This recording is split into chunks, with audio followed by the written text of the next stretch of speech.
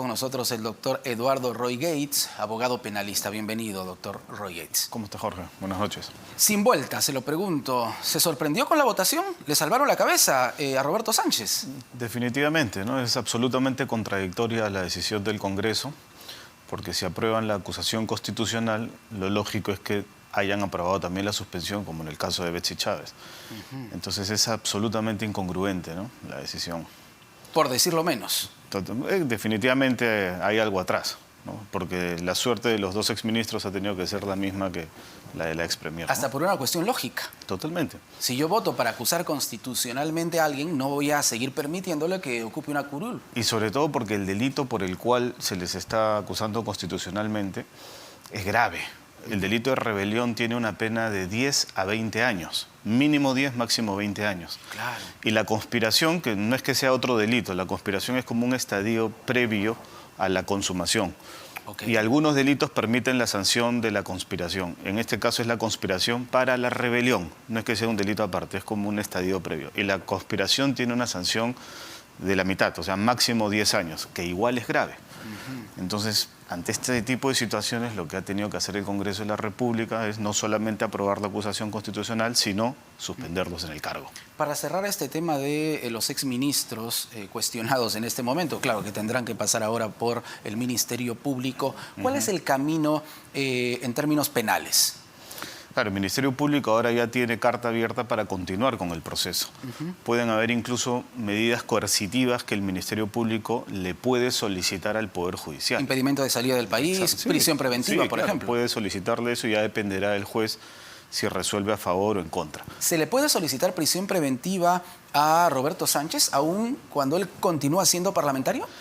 Claro, como él continúa siendo parlamentario, tiene una inmunidad de arresto, ¿no? Pero con esta acusación constitucional ya se podría solicitar por parte del Ministerio Público e iniciar todo ese camino para finalmente poder lograr una prisión preventiva como medida cautelar personal. Correcto, un caso más complicado que el de Betsy Chávez, sin lugar a dudas. Muy bien, hablemos ahora de otro caso que también está en el centro de la atención de todo el país, el caso de Lilia Paredes, ex primera dama de la Nación. Se ha reprogramado la audiencia para el lunes 27 desde las 10 de la mañana. Llamó la atención la participación de la misma Lilia Paredes desde México en esta ocasión. ¿Cuál puede ser el destino de la ex primera dama de la Nación?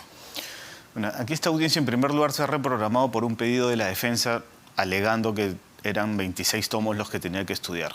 Pero eso no es inusual. Cuando hay un pedido de prisión preventiva, el juez señala la audiencia en 48 horas máximo. Eso es lo que dice la ley. En algunas ocasiones puede tardar un poco más. Pero bueno, ese es el tema procedimental. En el fondo del asunto, ¿qué va a pasar acá, Jorge? Se está solicitando una prisión preventiva contra Lilia Paredes, que yo creo que es altamente probable que el juzgado la declare fundada, es decir, que el juez imponga una prisión preventiva a Lilia Paredes. Pero ella está en México y ella ha obtenido un asilo político. Entonces, ¿qué va a ocurrir? ¿No? Como digo, es altamente probable que le den la prisión preventiva. Otra opción es que le den comparecencia con restricciones y como va a incumplir esas restricciones, porque una de ellas va a ser no ausentarse del lugar de su domicilio, finalmente se va a revocar la comparecencia con restricciones y le darán prisión preventiva. Por un lado o por el otro. O le dictan la prisión preventiva de una vez o le dictarán comparecencia con restricciones y como no va a cumplir con las restricciones, después le van a revocar y va a culminar siempre en una prisión preventiva. La pregunta es, ¿se va a ejecutar esa prisión preventiva? Y resulta que no, porque ella tiene un asilo ya otorgado por el gobierno de México. Y el gobierno de México es muy probable que finalmente diga esta es una persecución política. Y cuando se dicta una prisión preventiva, para que se efectivice, tiene que realizarse un proceso de extradición. Y ese proceso de extradición tiene una parte judicial y una parte política. Pasa por el Poder Judicial y después el Consejo de Ministros tiene que aprobar el pedido de extradición al Estado requerido. Nosotros seríamos el Estado requirente. Y después en México, ¿qué va a pasar? No nos van a dar la extradición, porque el propio gobierno le ha dado un asilo político y considera que esto es una persecución política. Y además está protegiendo su expediente. Exacto, lo ha declarado reservado. Exactamente, ha declarado reservado porque según exacto, lo que alega el gobierno de México, esto es conforme a las normas internacionales, no quiere resquebrajar las relaciones con el Perú, etcétera, etcétera. Entonces, ¿para qué va a servir esa prisión preventiva? Esa prisión preventiva para lo único que va a servir es para que Lilia Paredes no se mueva de México. Porque si ella sale de México, ahí sí se puede activar la orden de captura internacional que se va a realizar cuando el juez declare fundada la prisión preventiva.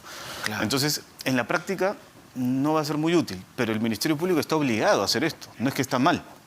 El Ministerio Público solicita prisiones preventivas cuando considera, dentro de todos los criterios que siempre se repiten, en primer lugar, el peligro de fuga, que hayan indicios incriminadores que vinculen a la persona con el delito y que la pena tenga más de 4 años. En este caso, el peligro de fuga ya no solo es un peligro, es una realidad que se ha materializado. Claro, porque ella está en México, asilada. Exacto.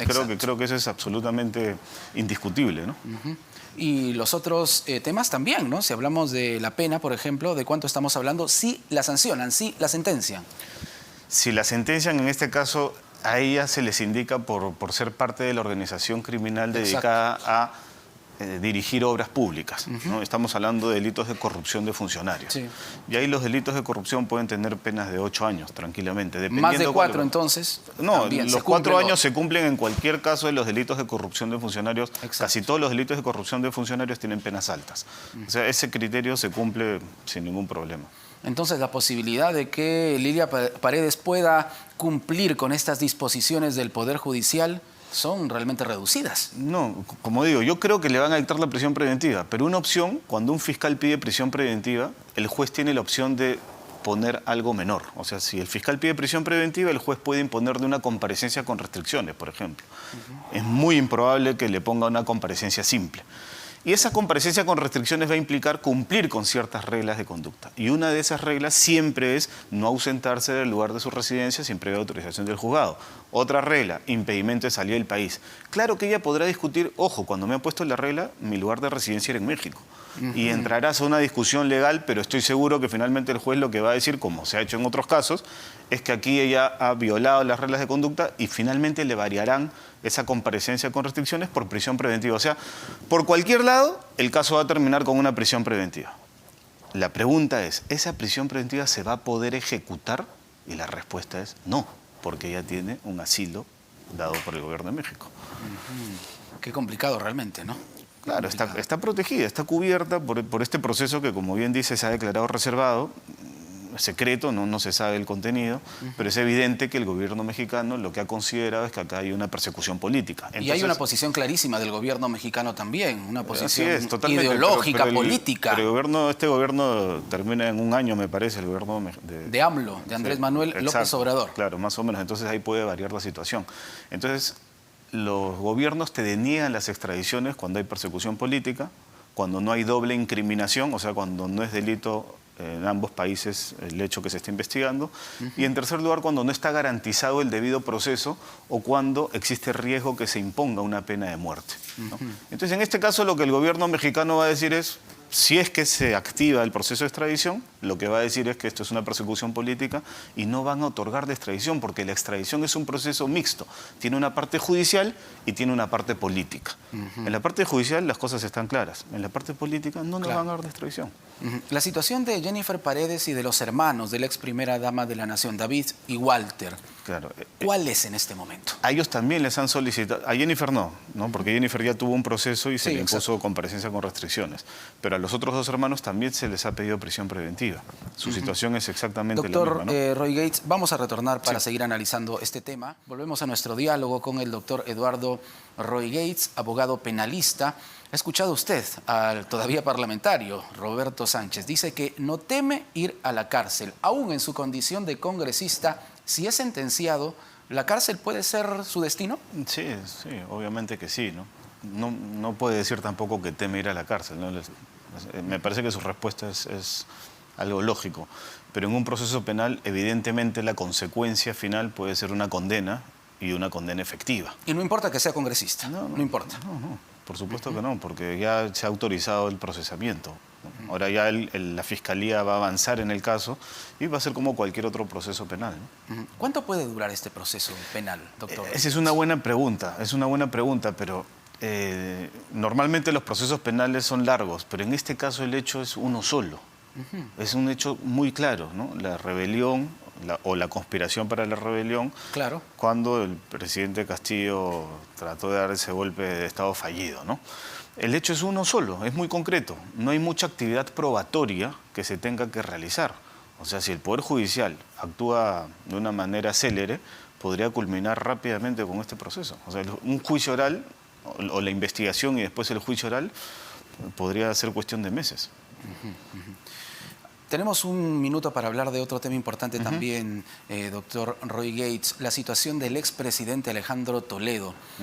Allí, y estábamos hablando de la extradición, en el caso del exmandatario Alejandro Toledo, se aprobó ya su extradición, tanto judicial como políticamente, porque se pronunció el Departamento de Estado de los Estados Unidos. Así es. ¿Qué falta? La defensa legal de Toledo ha tratado de interponer distintas acciones para parar, ¿no?, la extradición. Y el Departamento de Estado lo que le ha solicitado al juez es que rechace esos pedidos de Toledo. O sea, en realidad ya no falta nada, ¿no? Pero como la otra vez conversábamos, la defensa de Toledo tenía ahí un arma que no ha utilizado. Y un as bajo la manga. Claro, lo que ha tenido que decir la defensa de Toledo es que el proceso interoceánica, que es el proceso por el cual lo están extraditando, en realidad se ha retrotraído a la etapa de investigación preparatoria. Y normalmente para que haya una extradición tiene que ser durante la etapa intermedia, cuando ya la Fiscalía formuló su acusación. En este caso la Fiscalía formuló acusación, pero la Sala ha ordenado que se retrotraiga el proceso a la investigación preparatoria para que se le otorgue a las personas jurídicas el derecho a la defensa que no se les otorgó. Es un tema técnico, pero la cuestión es que la Sala ha ordenado que a las personas jurídicas, para ser exactos, la Sala ha ordenado que a las personas jurídicas que son parte del proceso se les otorgue un plazo para que se defiendan dentro de la etapa de investigación preparatoria. ¿Qué quiere decir eso? Que el proceso en realidad se retrotrae en su totalidad a la etapa de investigación preparatoria. No puede haber un proceso en dos etapas a la vez. No podemos estar en investigación preparatoria para las personas jurídicas y en etapa intermedia para las personas naturales. Eso es imposible. Entonces, ¿estaríamos partiendo de cero? No de cero, pero sí se le tiene que otorgar a las personas jurídicas un plazo. Y la Fiscalía ya ha pedido la desacumulación del proceso, cesura, distintas cuestiones que son técnicas, pero lo cierto del caso es que la defensa de Toledo, creo yo, que no ha utilizado ese argumento. Y por eso es que finalmente ya se aprobó la extradición. O sea, la extradición ya está aprobada. Falta ejecutarla solamente. Pero él podría haberse defendido diciendo que el proceso en realidad no está en etapa de acusación, en etapa intermedia. Claro. Pero igual es saludable que Toledo venga a responder, porque en ese caso está acreditado de que él sí ha recibido, le estoy diciendo, de que él sí ha recibido el dinero que se ha establecido por parte de Odebrecht, ¿no? Para finalizar, doctor Roy Gates, cuando Alejandro Toledo, expresidente, llega a nuestro país, pise el Perú, ¿tiene que ir a una prisión? De todas maneras. De todas maneras. Sí, él tiene orden de prisión preventiva en ese proceso. O sea, la orden, justamente por eso es que se ha activado la extradición. Porque antes de la extradición tiene que venir una orden de prisión preventiva. La cuestión es dónde va a cumplir esa prisión preventiva. Se entiende que tendría que ser en la de Iroes, que es el penal donde están los expresidentes. Está Alberto Fujimori. Pero esa es una decisión política, no es una decisión jurídica. Quien decide a qué penal va es el INPE, y el INPE es una entidad que depende del Ministerio de Justicia, es parte del Poder Ejecutivo. Es una decisión política. El juez no decide a qué penal va una persona, eso lo decide el INPE, que es parte del Ministerio de Justicia, que es el Poder Ejecutivo, ¿no? Bueno, a este paso vamos a tener que abrir una prisión exclusivamente para expresidentes, ¿no? La de Iroes es bastante grande y se estuvo dividiendo, ¿no? Hay varios ambientes. Hay espacio. Hay espacio. Hay espacio. Sí, hay espacio. La cuestión es justifica para 2 o para 3 personas que haya tanto personal del INPE. Esa es una cuestión ya que es decisión netamente política. Muy bien, muchísimas gracias, doctor Roy Gracias a usted, Eduardo Roy Gates, abogado penalista, nos ha ayudado a entender lo que está pasando con diversos casos bastante complejos dentro de la coyuntura política de nuestro país. Gracias, amigos, por acompañarnos aquí en Sin Vueltas. Continúen con la programación de RPP Televisión.